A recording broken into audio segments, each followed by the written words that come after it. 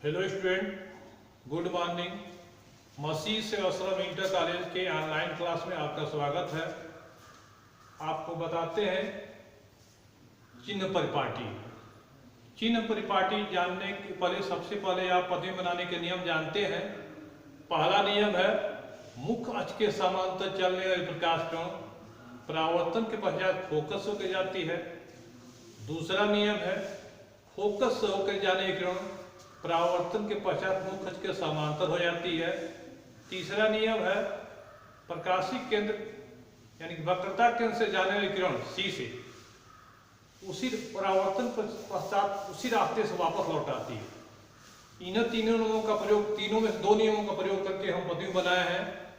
एक अवतल दर्पण द्वारा बना प्रतिबिंब है और एक उत्तल दर्पण द्वारा बना प्रतिबिंब है। जैसे कि आप देख रहे हैं, यहाँ एक M1 M2 एक अवतल दर्पण है जिसका ध्रुव P है, फोकस F है, वक्रता केंद्र C है। दर्पण के मुख्य अक्ष पर वस्तु AB रखी है जिसका वास्तविक, उल्टा और वस्तु छोटा प्रतिबिंब A' B' है। और यहाँ दूसरा उत्तल दर्पण देख रहे हैं। उत्तल दर्पण के सामने भी एक वस्तु रखी है जिसका आभासी, सीधा और छोटा प्रतिबिंब दर्पण के फोकस और ध्रुव बीच बना है।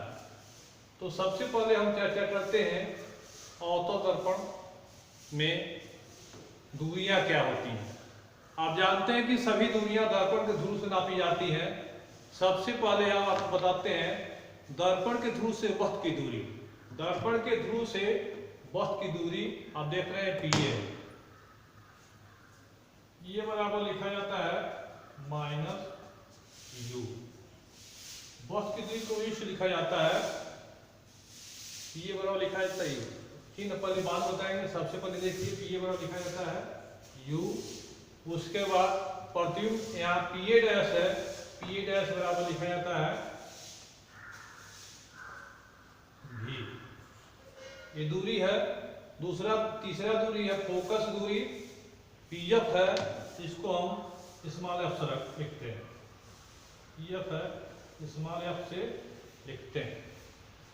उत्तल दर्पण में भी ऐसा ही होता है।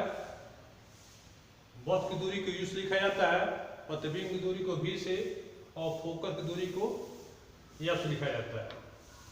आप देख रहे हैं दर्पण परावर्तक तो इधर है, दर्पण की ओर बोला जाता है, और पीछे जो डाट लगा हुआ, पॉलिश किया हुआ दर्पण के पीछे को बोला जाता है।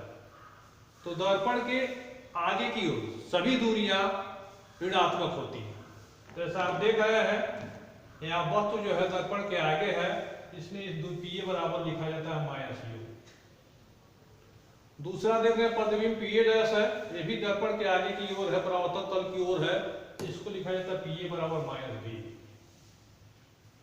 और यहाँ फोकस दूरी भी देख रहे हैं, दर्पण के आगे की ओर है, इसको लिखा जाता है -f। तो ये रहा अवतल दर्पण के लिए। वही चीज उत्तल दर्पण देखिए, वस्तु दर्पण की ओर है, इसको हम लिखते हैं PA बराबर -u। लेकिन प्रतिबिंब किधर है, दर्पण के पीछे की ओर है, PA', इसको हम लिखते हैं PA' बराबर +v। तीसरा चीज फोकस दूरी है उत्तल दर्पण में,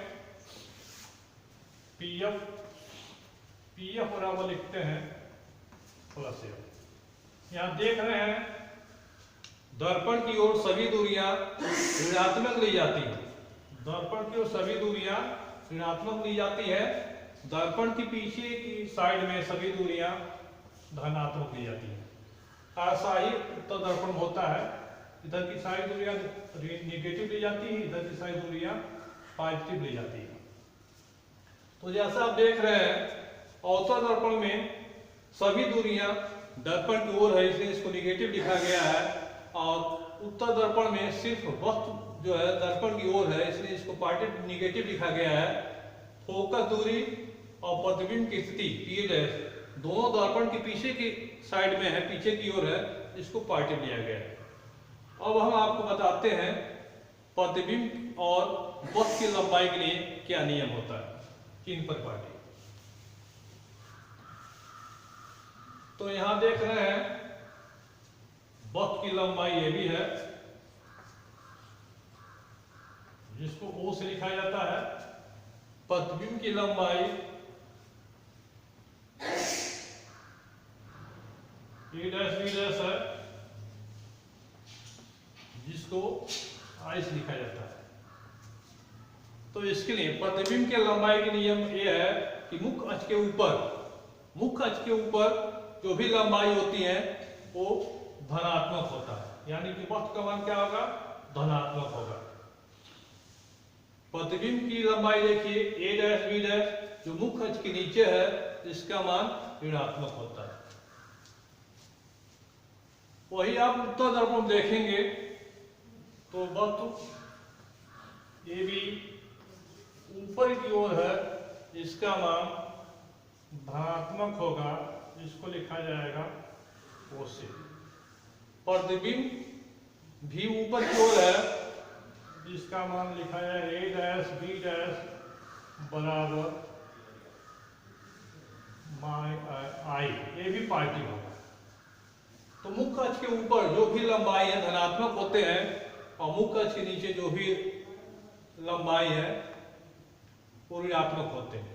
आप देख रहे हैं उत्तर दर्पण में वक्त और प्रतिबिंब दोनों मुख्य अक्ष के ऊपर है, इसलिए इसका मान धनात्मक होता है। यहाँ पर मुख्य अक्ष के नीचे सिर्फ प्रतिबिंब है, इसका मान ऋणात्मक होता है। वक्त मुख्य अक्ष के ऊपर है, इसका मान धनात्मक होता है। फिर आज चिन्ह परिपाटी, आप चिन्ह परिपाटी को तैयार करके इसका होमवर्क कर लेंगे। Thank you.